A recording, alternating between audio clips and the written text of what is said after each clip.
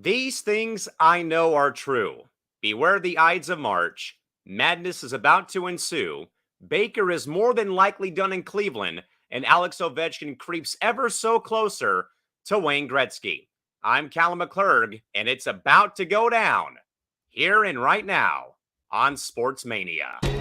We would be honored if you would join us.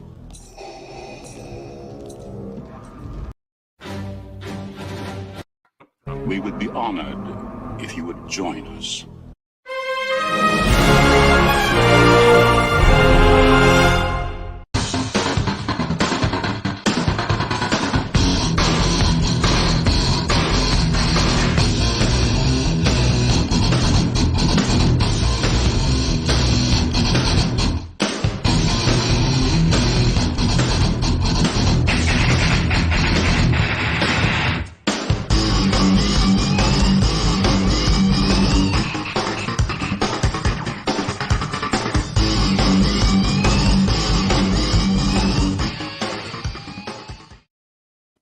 It is the official launch, folks, of Sports Mania, which, of course, folks, is our version of ESPN's Around the Horn here on this Tuesday, March 15th. This, again, folks, is Sports Mania, where our panel members will go toe-to-toe during a time and score kept program, as you see right here on screen. Where scoring points does matter. Again, folks, Callan McClurg joining you, folks, here from our wonderful home base here in San Diego. And again, we'll be keeping tabs on our panel members with the scoreboard. You see on the screen, the member with the most points at the end of our program wins the program, just like, again, ATH on ESPN. Our combatants tonight, really no need for introductions, but John Alcorn and Mr. Chris Mabry. We will be having, we will, though, folks, be, in fact, having our good man, Mess Around Dave, joining us very shortly as well. But John, though, man, good to see you, man. How we doing tonight? Just staying crispy and just looking forward to kind of see what these topics are. Yeah, this is going to be, again, folks, all these are being done to be basically test runs right now. So we'll see how things go and stuff of that nature. But Mr. Bacon, we thank you for hopping on, kind of like the last minute man. How we doing tonight? Good to see you. Doing good. Glad to be on and, see what the topics are. So again, folks, real quick to just, again, clarify where we're at right now.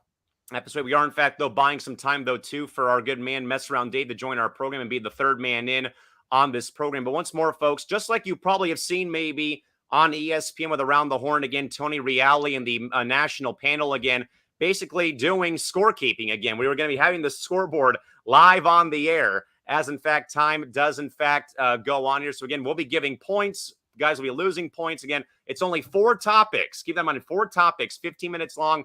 Winner with the most points wins the program here tonight. So, again, we're just, again, trying all these out as we launch here today or this week here on Intergalactic Sports and Entertainment. But, of course, Christy Wilson also saying, let's go. And also, Christy says, so does that mean that you're going to be Tony Reale? Yes, it is, because, Christy, I nearly hosted a program like this when I was doing student-run television when I was in high school. We nearly did this with our coaches of our teams at Mission Bay High. We were close, though, but timing didn't work out. Scheduling didn't work out and stuff like that. But this is almost like, for me, a dream come true of hosting a program of this caliber. Again, having 2, 3, 4 other panel members and, again, being in charge of keeping tabs on their takes here is going to be extremely fun, though. So, again, we're going to do our best to do that. But, of course, folks, we do, in fact, welcome your input again, questions, comments, concerns throughout the entire portion of our program.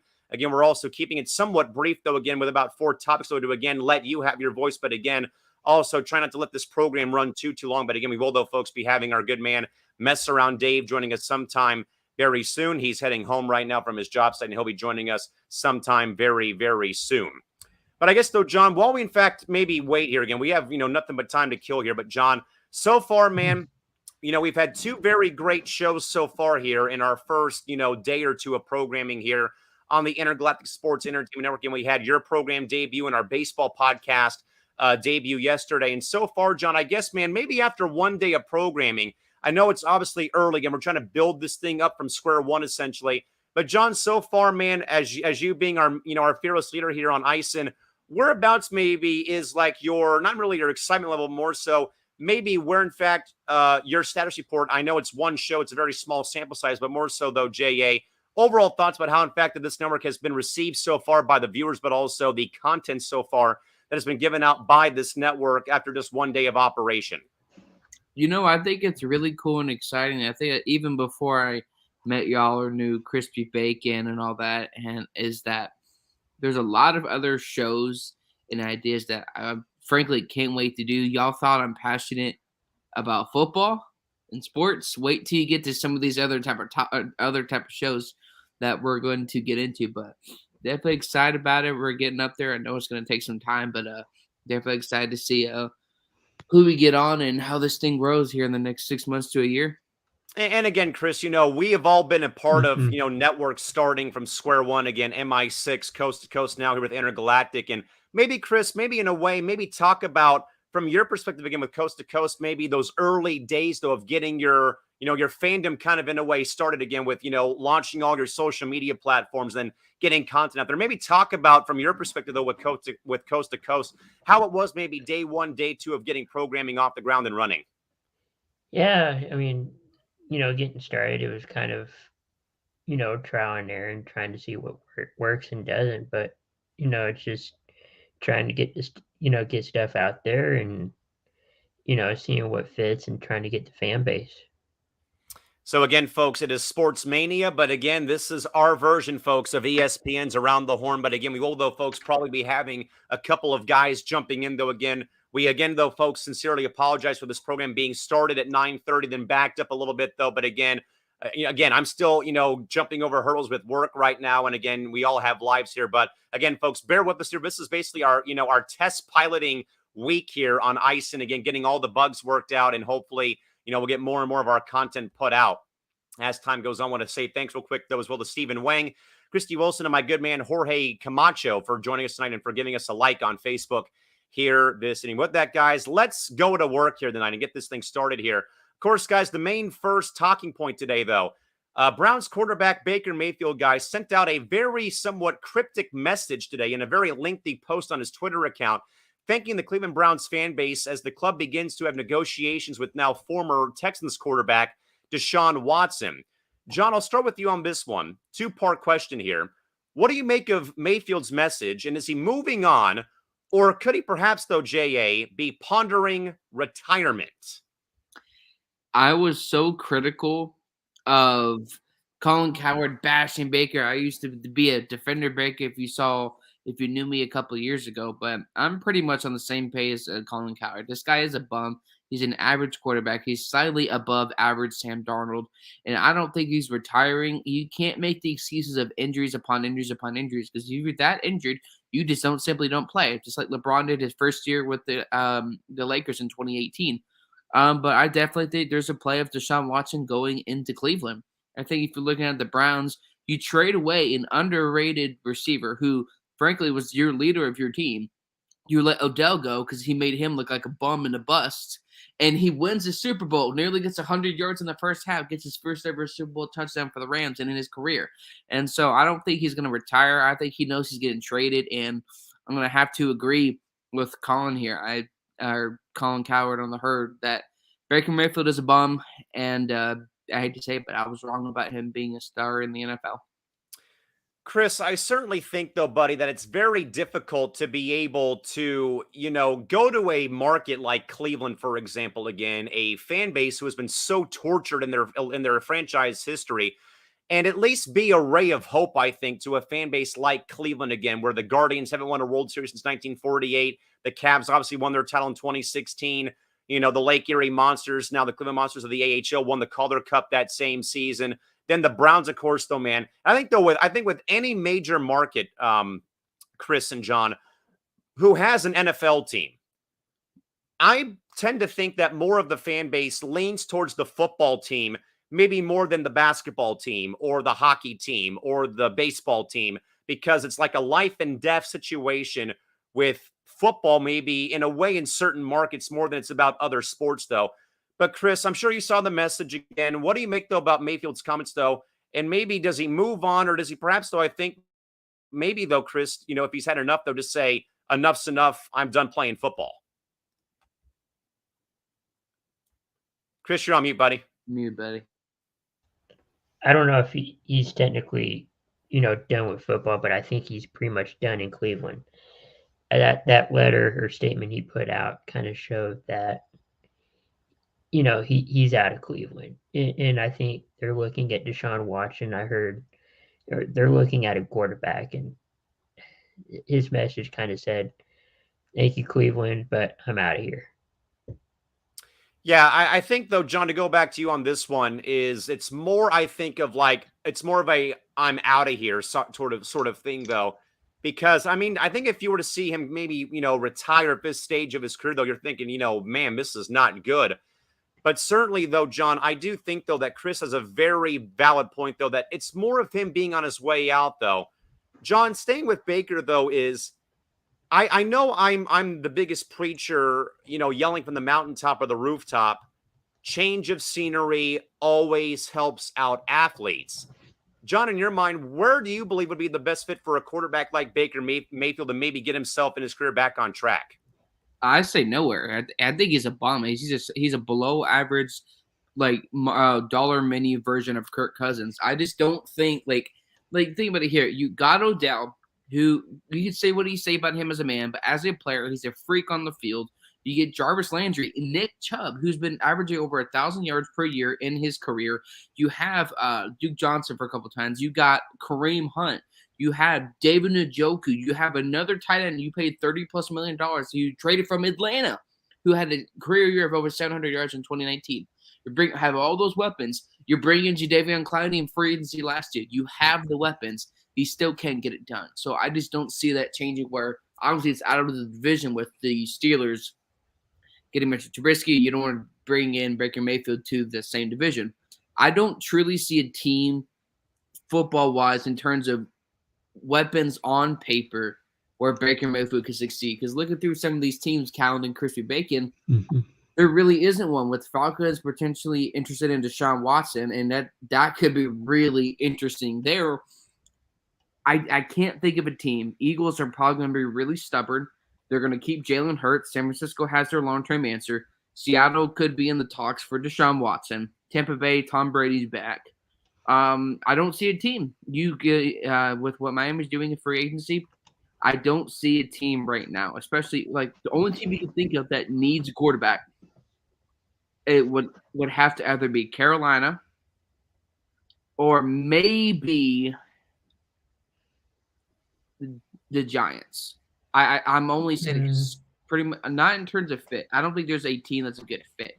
Is that most of these teams have a franchise quarterback, or somehow randomly he goes to the Washington Commanders. Besides those three, I don't see one because a lot of these guys really have their guy right now.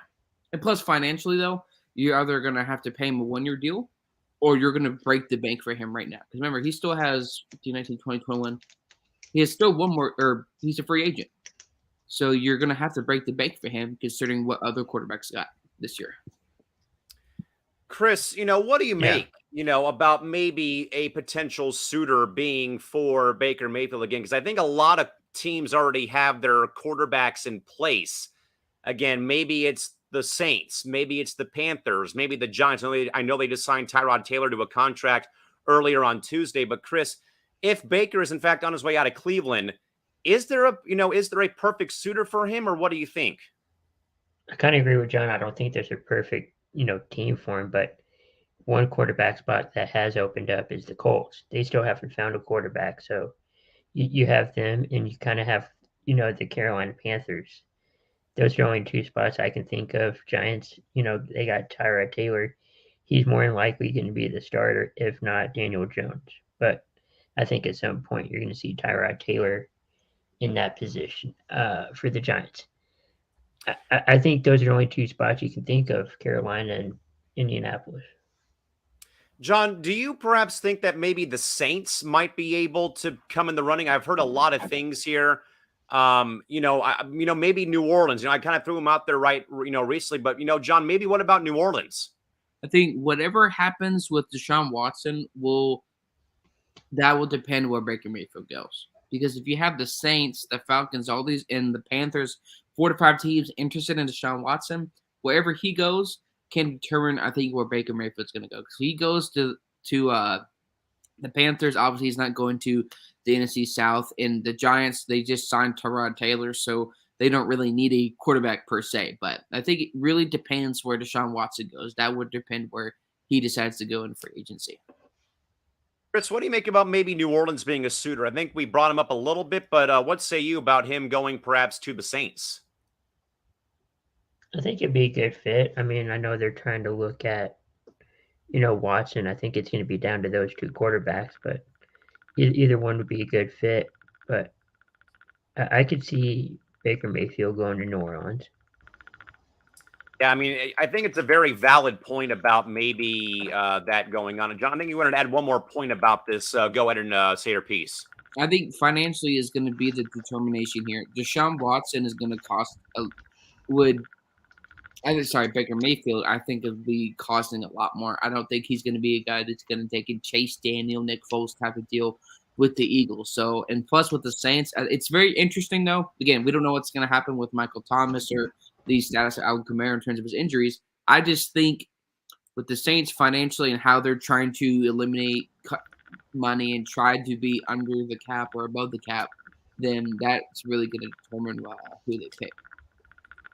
Most definitely. But again, folks, cryptic message being put out, though, today by Baker Mayfield again, thanking the Browns fan base as, in fact, the club begins to negotiate with Texans quarterback DeShaun Watson at this point in time. We'll see how, in fact, things go on here. Just checking something out real quick, folks. My apologies for kind of looking off screen here real quick. Plenty of comments, though, guys, about this while we, in fact, take a breather on the action here on Sports Mania in our debut episode here on the Intergalactic Sports and Entertainment Network.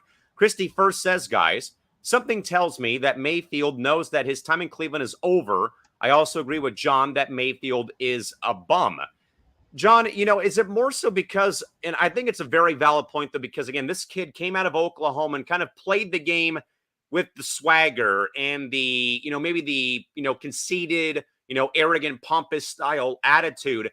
Is that maybe, though, why, John, perhaps, so that people maybe have been turned off by Baker Mayfield in his entire career, not just in the NFL, but also with college football? I don't think that's an issue. I think Shannon Sharp said it best. If you're winning, you'll put up with a lot.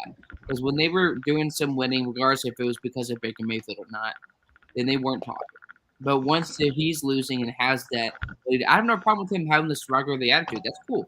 And if you're doing that while winning football games, that's not a problem. It's just in addition to losing the football games. Chris, what do you make here about this? I mean, obviously, we know that Baker's time is up, though. But do you agree, though, maybe with Christy and John's other tangent, though, that Mayfield is a bum? But is it mainly because of his attitude and how he carries himself on and off the field, maybe? I don't know if he's a bum, because of his attitude. I just think that maybe it's just the team around him. Maybe he's not in tune with everybody. He's not in sync with everyone. So maybe it has to do with the environment of where he's playing. Our good man, Casey King, also says, good evening, guys. And also he says, I agree that I think that Baker is on his way out of Cleveland. I think he's, I think, though, I mean, John, kind of in a way, I want to compare Baker Mayfield to Eric Hosmer of my Padres. Because here are two guys, fellas, who were either drafted by, bad organizations or a team or went to a team who's historically been bad. And John, like I said on Between the Bases on Monday night, I know that Eric Hosmer hasn't worked for the Padres, but I give that man a lot of love and respect, though, because 9 times out of 10, though, John, very well, and I told you this so many times, though, players don't come to San Diego to, try to win. They would come here just as a stop on their career. I feel like, though, that Baker Mayfield, while he may not have panned out to be, what he could have been, this guy did help lead a franchise who for so long, John, as you know very well, went through quarterbacks like they would go through socks and shorts in the morning and turned around a franchise who had not made the playoffs, I think, since 2002. And he was the main guy, the engine of leading that drive into the postseason for the Browns. But more so, though, John, is that maybe a fair parallel being drawn of a player like Eric Hosmer, overpaid first baseman in baseball, but actually said, I'll go to San Diego? Or in Baker Mayfield's case, got drafted by the Browns, though, But both those guys in some way, though, helped turn around a franchise in a small way, though, after years of mediocrity and losing. I mean, I definitely, without a doubt, know he wants to be in Cleveland. I just don't think that he was part of the reason, but he wasn't the main reason or the main solution for them getting to the playoffs. It's not necessarily a complete knock on him, but take away half the production of Nick Chubb, take away Duke Johnson, or take away Jarvis Landry and half of Odell when he was ever on the field, I don't think we see the same production. With that being said, it sucks. It's just Cleveland is going to be the same thing over and over and over, and they're never going to win a Super Bowl, sadly. Chris, I want to go to you on this point, though, from Christy Wilson. Mhm. If I owned a football team, I would not touch Mayfield with a 10-foot pole. But Christy also says if Mayfield went to the Giants, fellas, the New York media would eat him alive. In a way, though, it would be Boba Fett being eaten by the Sarlacc in episode 6 of Star Wars, Chris. But I think that Christy is onto a very, very fair point, folks, as we do, in fact, welcome in our good man. Mess Around Dave is joining us here now, and he is now officially on the Sports Mania board. Dave, good to see you, buddy. Again, man, we are more so talking about in wake here of Baker Mayfield again, though. Dave sent out a very cryptic message today on Tuesday, thanking the Browns fan base as the club has begun negotiating with now former Texans quarterback DeShaun Watson. More so, Dave, what do you make about Baker's remarks, though? And is this probably the end, though, of the Mayfield era right now in Cleveland, in your opinion? It all depends if they get Watson. I mean, if they don't get Watson, look how bad this looks on Cleveland for, trying to get him, and then they have to go back and kiss Baker's butt and be like, hey, we don't have anybody else. We need you. So if it falls through, yeah, they're definitely going to have to do some butt kissing to Baker. But I think they do get Watson. I think Watson's going to come there. He's going to – if they get Watson, that Browns team's going to be scary. Yeah, I mean, even if they do get him, you still don't know how many games he's going to play because the NFL can still suspend him for the civil stuff. So he probably misses half a season with Cleveland. Yeah, and again, I think that really has been brought up maybe on this program early here in regards to, again, that there's still like this bit of baggage, kind of hanging around DeShaun Watson, with the ongoing fiasco right now of the not the negotiations, but the sexual assault case and harassment case. But again, folks, we will again take your thoughts here again as we in fact prolong here on the first edition here of Sports Mania here on this Tuesday. With that, though, more so, guys, this is a personal opinion question. John, over to you first, though, my man. John, what has been your biggest takeaway so far from NFL free agency, my man? What do you got? Desperate times calls for desperate measures. And I think we've seen that with certain quarterbacks. Washington was so desperate that they called every single NFL team, even Patrick Mahomes, and they had to settle for a little old redhead out of Indianapolis. I do need to dock that a little bit because, John, I mean, I get it, man, but we have to dock it a little bit here because I know that you're referring to Carson Wentz, though. But I do think I do laugh, though, Chris and Dave and John. I do laugh at the fact, though, that the Commanders, go out here and basically pick up the phone and call 31 other clubs about their quarterback. Like, I don't think I've ever heard that before in my 13 years of being in the sports media side, or 27 years of being a sports fan. I don't ever recall seeing ever seeing a team calling every other club in their league asking about a player, for playing for the team. But Chris, over to you, though. What has been your biggest takeaway so far for NFL free agency during this early stage of the offseason period? Probably my biggest takeaway or biggest, surprise would be Russell Wilson going to Denver. I mean, we kind of figured either Rodgers or, Wilson was going to be heading to Denver, but there's reports that Wilson was going to stay in Seattle. We heard that last year and a little bit this year, and it didn't happen. He went to Denver, so I think that'd be my biggest takeaway. Yeah, no, I think, Dave, everyone was shocked, and I think I said this on Coast to Coast, actually, when we were talking in a way on Sports Minute about Wilson leaving, and having talked to a lot of my friends who are from the Pac Northwest who either play at Point Loma Nazarene or at USD. the vibe I got from them, who, again, they're born and raised Seattle sports fans, the Sonics, the Storm, the Kraken, the Mariners, and the Seahawks. And the sentiment I got, though, from a lot of them was like, I mean, they didn't tell me this, but like just the sentiment I got was more of like, other than the Sonics leaving Seattle, Russell Wilson being traded was like the 1B or like second most depressing day in Seattle sports history. Other than the fact of the Sonics leaving, because again, Russell Wilson and his wife, obviously, Ciara, they obviously made Seattle their home, though. But with how they were so always engaging with the Seattle community, they were always at other teams' games, whether it was the Storm or the Mariners. Again, Russ, had his time playing baseball at one point with the Rangers and with the Yankees. And I think they also became minority owners of the Sounders of Major League Soccer. That you have just kind of seen them really embrace Seattle sports, though.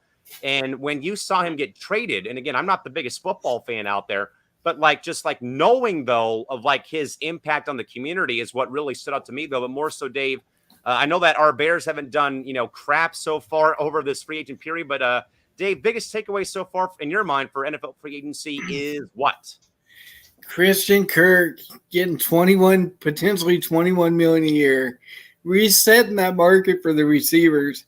You got guys out there that haven't yet got paid, like Devontae Adams. Who else? There's a few other guys I can't remember off the top of my head, but Devontae Adams is the biggest one. And if Christian Kirk got 21, Devontae is probably going to get about 27 to 28 million a year. That's just crazy to me that Christian Kirk got that much. But again, the Jaguars kind of had to do that because nobody wants to go to Jacksonville, so they kind of had to throw the money at him to get him to go there. I mean, that's what more so John and I were talking about, fellas, is it's almost in a way of what Will Polston wrote to Between the Bases on Monday night was about these small market teams, Blue Jays, Mariners, Padres, Marlins being involved in the mix for free agents. Even here, though, guys, I think probably a super small market team in Jacksonville, Florida, throwing that kind of cachet out to Christian Kirk is a pretty big step forward for Trevor Lawrence and for the Jaguars. I mean, I think that my biggest takeaway, though, guys, probably, and this may sound stupid because, again, I really despise this franchise, though, but the fact that the Chargers, of all the teams out there, get Khalil Mack from the Bears and also, I think, get J.C. Jackson from the Patriots. I mean, that right there is a pretty big, shot on the arm for the Chargers, who, again, are still irrelevant in LA sports right now. They're probably the 9th or 10th most popular franchise in the LA sports market. But I think, though, knowing again that they're up against the Rams right now in that stadium, in that town, coming off the Rams winning the Super Bowl last season, that they had to do something to at least still say, hey, we're still here, come watch our games. We shouldn't be here. We should be in San Diego. But again, Khalil Mack, Jason Jackson, and of course, an electrifying quarterback in Justin Herbert. So I think I'm a little more surprised, though, again, even though I totally despise this organization again, but a little surprised that the Chargers have been so aggressive. But I think, though, that, my friends who are texting my phone, Matt and Jeremy, would agree, as they're also former Charger fans. This may look great, though, folks, but they could be stuck in salary cap hell, though, if this does not, go to fruition. If they're not at least winning the division title, being in the mix. Because, again, though, guys, the AFC West has just gotten that much more competitive, that much more intriguing, even as a non-football fan. Wilson now in Denver. The Raiders and Derek Carr, Mahomes and the defending champion Chiefs of the division.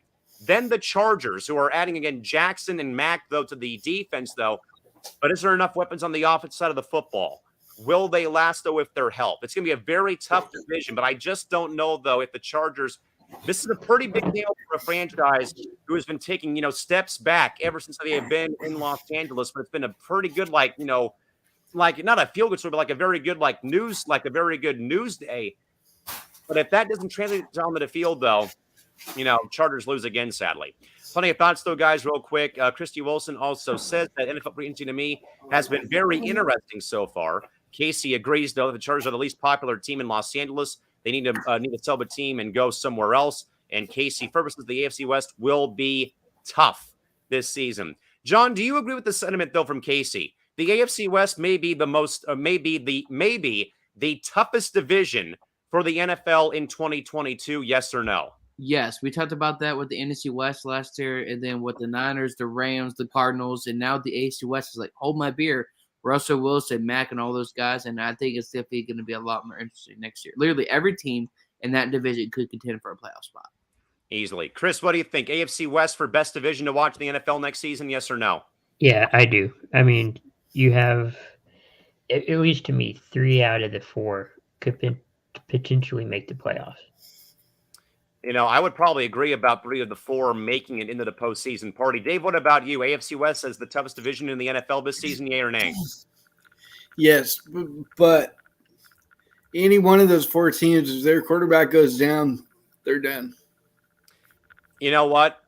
That is a very, very, I think, perfect example or perfect talking point. I actually did give points out here. We're all tied here at 29. But I agree, though, with Dave's point a little bit more. I may give him one more bonus point. But I agree, though. It's almost in a way, though, guys, like that deck, like that house of cards. You pull one of those cards out, or it's like playing Jenga at the bar. You pull one of those blocks out of the tower. You just don't know when that tower may come crashing down. And I think, though, that Dave's on a great point and tangent. If Herbert goes down, Carr goes down, especially I think with I believe I saw a report that Marcus Mariota is going to the Colts for a report that I saw today. But if Wilson goes down, if Herbert goes, if any of those quarterbacks go down, that team is in a whole world of trouble as the season does prolong. So I do, in fact, agree with Dave, though. So you know what?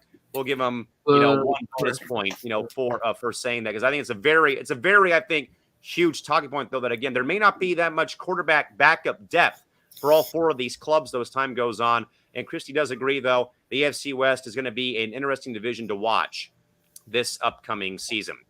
With that, though, guys, from the NFL over to pure insanity, that, of course, guys, is March Madness. The first 4 games have got underway on Tuesday, 2 more coming on Wednesday before the tournament does open up on Thursday with a full slate of games, though. I know that a lot of us probably don't watch a lot of college basketball, but again, you got Kansas, Gonzaga, Baylor, and Arizona as the top 4 seeds this season in the tournament. Again, Gonzaga, West Coast Conference champs this season. Baylor winning the Big 12 this season. Kansas, of course, winning the big Kansas and Baylor, both 1 and 2 in the Big 12 this year. And also Arizona, guys, kind of coming out of nowhere, despite again having a year, though, where they are coming out of, though, having a year, though, of punishment because of Sean Miller, their former head coach, having infractions with the recruiting violations and stuff like that with the Wildcats, though. They went 31-3 this season.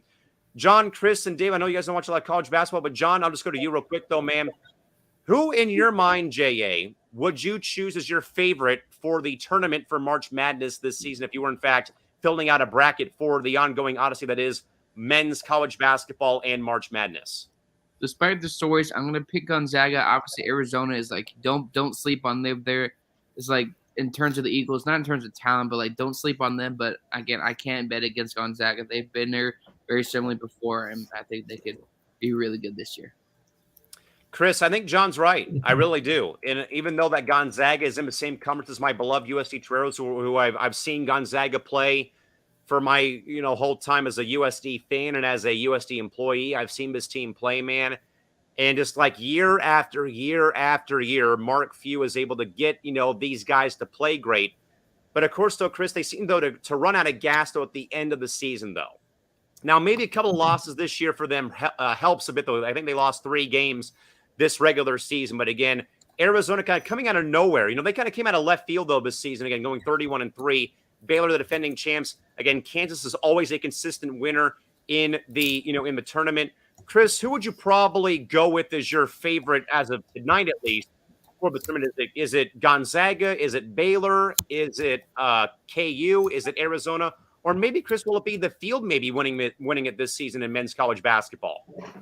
Ooh, I'd have to go with Gonzaga, but you also got to look at, Arizona, like you said, they were in the bottom of their conference or in the league, and they picked themselves up and they got to this point. All the teams in the tournament are really good. That's why they're there.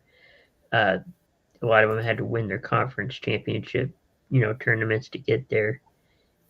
So, and no matter if it's the men's or the women's, it seems like Gonzaga is pretty good. Dave, I can attest to that with Gonzaga. I got to see John Stockton's daughter play my first ever year at Gonzaga, and she was just about as good, if not maybe a little bit better than Pops, honestly. Because again, she just had she had the stroke, she had the court vision.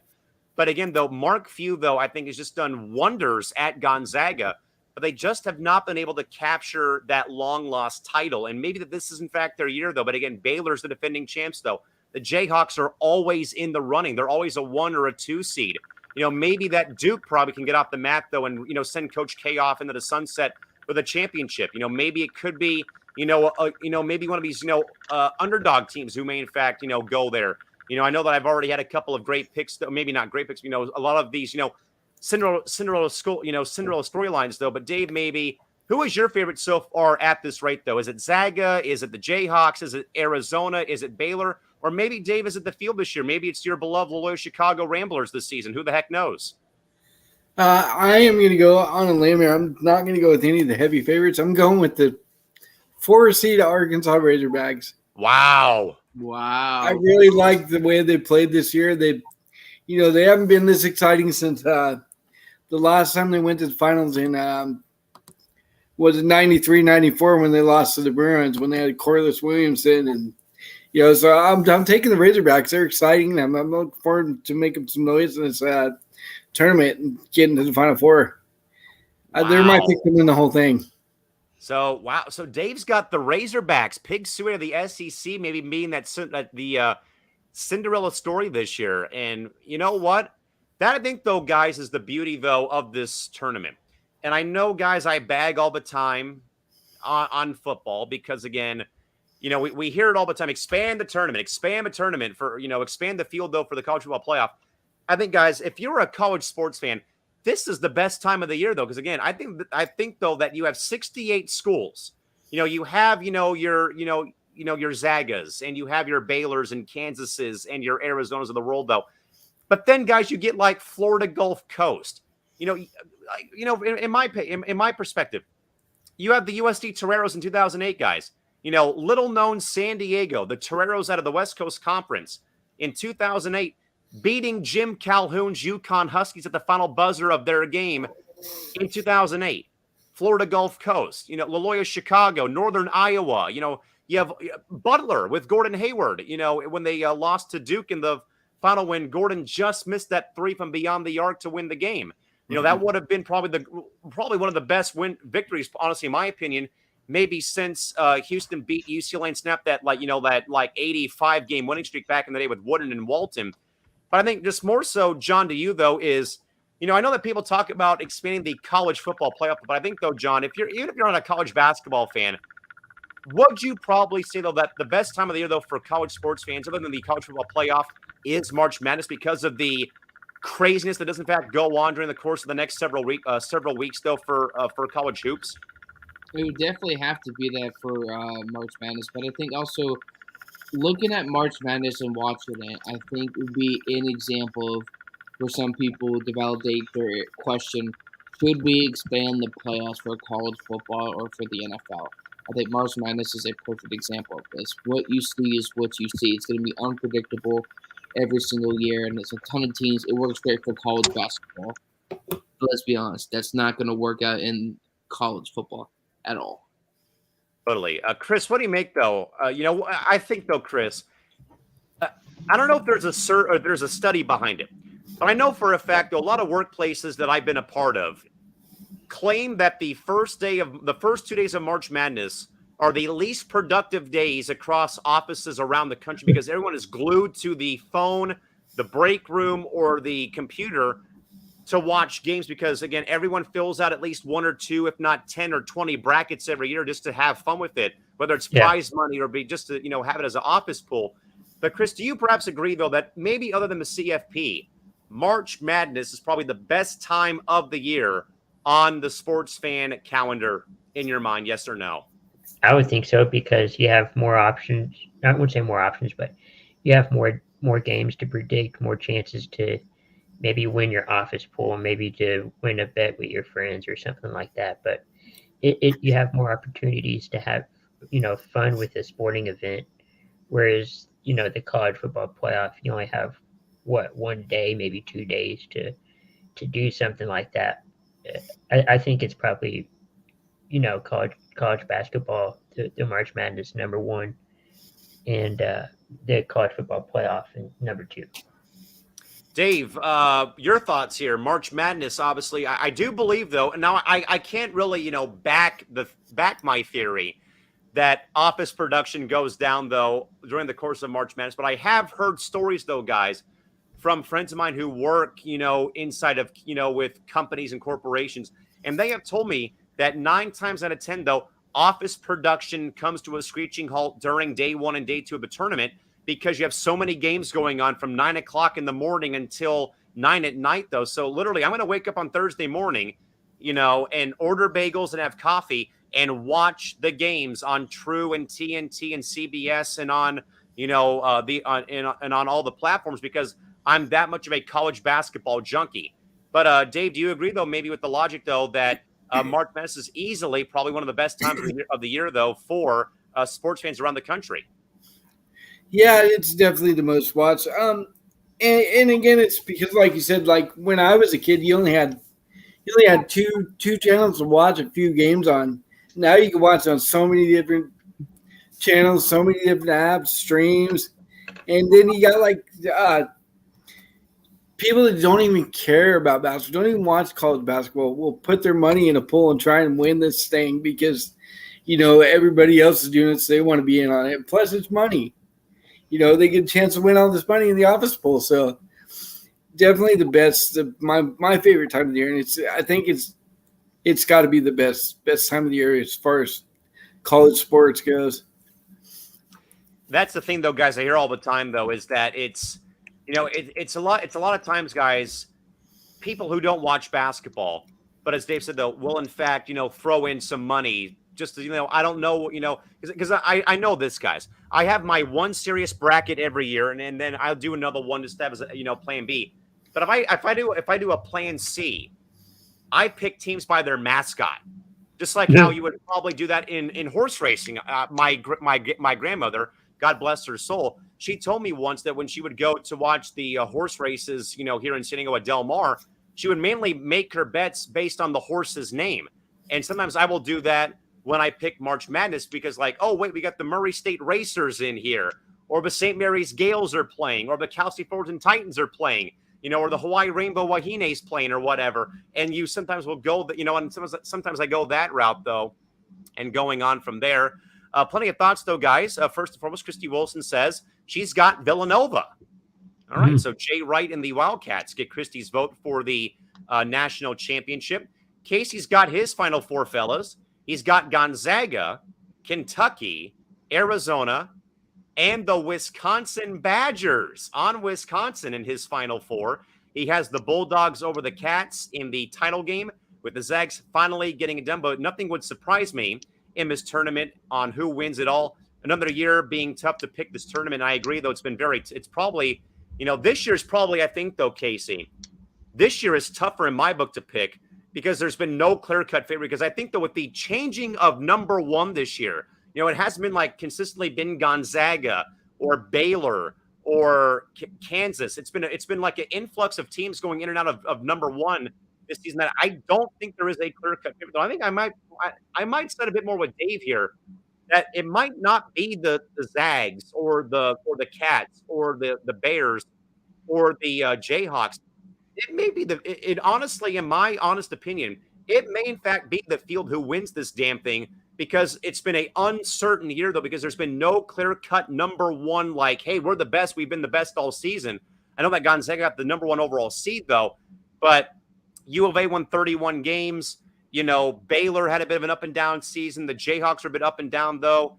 Zaga was a bit up and down. They lost 3 games, and they also had that very long conference winning streak snapped, though, by St. Mary's this season. So, again, I don't really think that there's a clear-cut favorite, though. I'm rolling with Gonzaga in my main pool, but I just don't think, though. I think that Casey's right, though, fellas. There may not be a clear-cut favorite, and it may not be a heavyweight, like Dave said, though. It may be like a Creighton or a Wisconsin or a team that you don't believe would get there, but they got hot at the right time. For example, Loyola Chicago, 2019, they got hot at the right time and they went all the way in the Elite Eight, Final Four. So I definitely agree with Casey on that point. Casey further says as well, Mark Few is a hell of a coach. I mean, I've seen this guy firsthand, Casey. Every year he seems to get this team better and better and better. Our good man James Gonzalez also says, I cannot wait for Thursday's March Madness action. People that don't even watch basketball will fill out a bracket, as James and Dave both agree. And James Ferber says, I really want to see how Chet Holmgren, 7'1" freshman, plays for Gonzaga in this tournament. We'll also see, though, guys, how, in fact, teams change their strategy, though, when they, in fact, have to face Chet this season. With that, guys, into the final topic. Mess around Dave holding a lead here over Chris and John. Ooh, corruption. Episode here of Sports Mania. But, of course, guys, this is over in the NHL, and that is, of course, fellas, Capitals forward Alex Ovechkin officially, guys, passed longtime NHL great Jaromir Jagr for third all-time in scoring his 767th career goal tonight in the Caps win over the Islanders tonight in a shootout. Dave, I'll go to you first more so, buddy. It's a very straightforward question. Ovi has 767 career goals.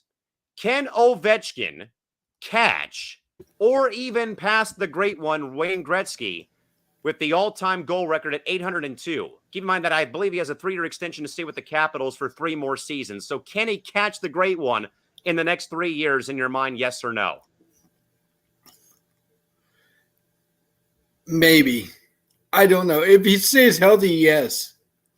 If he stays healthy and plays for another, 5, 6, 7 years, possibly.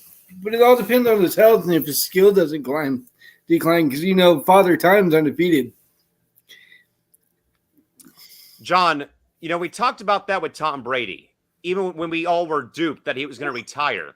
But Dave is right, though. We have seen this, though, I think, John, so many times. There was so many great players, though, like Kobe, even Shaq, Landon Donovan in soccer. Father Time is unbeaten. And I do believe, though, John, that I think one has to wonder, though, with Ovechkin being so close. He's at 767. Gretzky's got 802. That would be he's literally like 130 goal season away from either tying this record or breaking this record. John, depending on maybe the health, maybe the longevity of his career, though, can Alex Ovechkin catch up to Gretzky in the next couple of years in your mind? What do you think? Heck yeah, like why wouldn't you? Like that's like that itch. It's like that itch above your nose you can't quite get. You're gonna keep trying until you get that. And I don't blame him for wanting to come back. You're right there about to finish it, and I don't blame him. I think you should come back. Why not get it? Why not hear that story of how he definitely dethroned the other guy? So I definitely think wouldn't be surprised if he came back, but definitely an awesome career. Chris, it's been fun to watch Ovechkin. I mean, when he came into the league and kind of, in a way, again, much like again, this is not a fair comparison, but I think it's fair again with Baker Mayfield. Alex Ovechkin helped turn around a franchise who at one point, I think, still has the all-time worst record in NHL history. I think they won 8 games in like the 1975 season. Like they were the absolute worst team ever in league history. And Ovechkin goes to the Capitals in 04-05 and just lights things on fire. And much like in a way, actually, you know what? I'll throw a better comparison. It was like, in a way, comparing somewhat of apples to oranges, it was almost like Ovechkin and Hillary Knight were in the same conversation. Great careers in college or great careers in general, but never could win the gold medal or could win the Stanley Cup championship. And all those years of Team USA with Hillary Knight losing to Canada, but also all those years, though, of Ovechkin losing to the Penguins and Sidney Crosby year after year after year in round 1, round 2, or in round 3. And they finally beat them in 2019, and they beat the Knights, though, and he finally wins that long-needed Stanley Cup, though. All the records are one thing, though, but it's all about that championship. And, Chris, it's been just so fun watching Ovechkin play, though. But, Chris, 767 now on the board for Ovechkin. Yager's behind. I think all that's left now is Gordie Howe and then Gretzky. Chris, can Alex Ovechkin get closer? Obviously I think he's going to. But will he finally be the one who knocks the great one off the all-time goal-scoring perch in NHL history in your mind? I think so, barring anything happen. If like injury or something like that. But sure, I think he can get it. He's so close, and I know he's turned franchises around, and had a long NHL career. So I think he could do it. Yeah. Most definitely, for sure. Casey King, fellas, agrees with this logic right here. He says if Ovechkin stays healthy, yes, he will definitely catch Gretzky at this point. Bonus question, fellas. John, I'll start with you on this one. John, we're talking about records that have been, the old saying of records made to be broken. John, in your mind, what is the one sports record in your mind that will never be broken in your lifetime that you can think of off the top of your head? This is obviously going to be typical. You won't be surprised by my answer, but Tom Brady having 7 rings. Like, I'm not here to be like, oh, family, oh, it's Tom Brady. No, I don't think you're going to see a guy through 2 to 3 different eras win multiple Super Bowls. The Steelers have 6, 7, or I think 6 all time. Tom Brady, as his own player, was able to get 7. So I don't think that's something that's going to be. So, Chris, John will go with Brady having 7 rings. Chris, what do you believe will be the one record that will never be broken in your lifetime as a sports fan? I would have to kind of stick in the NFL and go with number of starts by a quarterback. I know Brett Favre had the longest streak, in his playing career, and yeah, he had injuries towards the end, and he couldn't continue the streak. But I don't think that's gonna be close to being reached. Dave, what do you think on this one? We've already had a couple of football ones here. Again, nothing wrong with that, but more so though, Dave, what is that one record out there that you believe will never be broken in your lifetime as a sports fan? They're both wrong, and you know why they're wrong? I'll throw a number out you, and you're gonna know what it is. 2,632. That is consecutive games played by Cal Ripken Jr. Nobody's ever going to play that many consecutive games in baseball. That record is untouchable. Guys just don't do it anymore. They hardly play 162 games, full season as it is. So that one's never going to be touched. Christy brought up one guy. Or actually, Christy and James both brought up one, though, too. Joe DiMaggio's 56-game hitting streak in baseball will never be broken. But Dave, I'm with you though, more so, man. And I'm giving you the victory tonight, though, with your 63 points, though. Dave, is Cal Ripken Jr.'s consecutive game streak is going to be one that is never going to be broken because guys just don't play ball every day like they used to at one point in time during the course of the baseball season because it's such a long wear and tear. So I would probably side with that. But I think more so, I would probably go with Keith Yandel, too, in hockey. With him, I think, having the new consecutive games played streak guys in hockey. I mean, we're talking about, baseball is one thing, fellas, but how about, hockey? 82 games out of the year, though, and just beating up everybody, and stuff like that. James is saying, how about Callan's streak of calling games? That what? That is the one, though, that I think is also, guys, not going to be broken. It's Chick Hearn, a legendary Laker broadcaster who called 3,338 consecutive Laker games in his illustrious Hall of Fame NBA announcing career, though. I mean, mine got snapped a couple times because I got sick and couldn't make it to a game. So, and especially James with COVID, that's not a thing anymore, sadly, is that kind of streak, though, with me. But certainly, I would also excuse me, say that as well. Christy's saying, what about Vin Scully? Is that in regards to number of years working for the same franchise? I mean, he was there 56 or 60 years with the Dodgers. Is that what it was? 60 some odd years? Who knows? I mean, maybe. And also, James says, guys, in perspective, that was 41 straight NBA seasons that Chick Hearn did not miss a single game for. Still miss them to this day, as do I. Again, the OG Laker voice of Chick Hearn. And Casey clarifies he was at 66 years. That's one I think is also going to be tough, guys, to also catch up to. Because, again, you're talking 66 years. and to James's point again, the travel of going from the West Coast to the East Coast, and as James said though, Vin wouldn't really travel beyond Colorado once the season, once he got up there in age though, and certainly that is a very great antidote. However though, folks, we have reached the end of our show tonight. Mess Around Dave comes in late, but takes home the first ever victory here on the first installment of Sports Mania, 63 to 54 to 53. With Chris and John. But you know what? This was a great program. With that, though, John, we'll go to you first, man, for your final thoughts for this debut of Sports Mania on this Tuesday evening, my friend. What do you got for us? I am not very happy because I lost. Literally, I was ahead of Chris, and somehow he pulled something out of his ear and was able to beat me. So I'm blaming the refs. I'm blaming anybody, but no, it's just a show. But no, it was fun to see this different kind of shows and just continue, folks. If people turn it into the Intergalactic Sports and Entertainment Network, just get ready for all different kinds of shows. Oh man, already one show and we have somebody blaming corruption. Where have I heard that before? With that in mind, Chris, over to you, buddy. Final thoughts for our program tonight, or what? Thank you guys for having me. It was fun. Good topics, and I'm not used to debating like that, so it's kind of fun. And I didn't come in last, but I didn't come in first, so it's kind of in the middle. Mm-hmm. Hey, you know what? Wins and losses don't mean anything on this network because, again, this is all a good fun ordeal on ice. And Mr. Around Dave comes in late, but steals the championship belt for show number 1.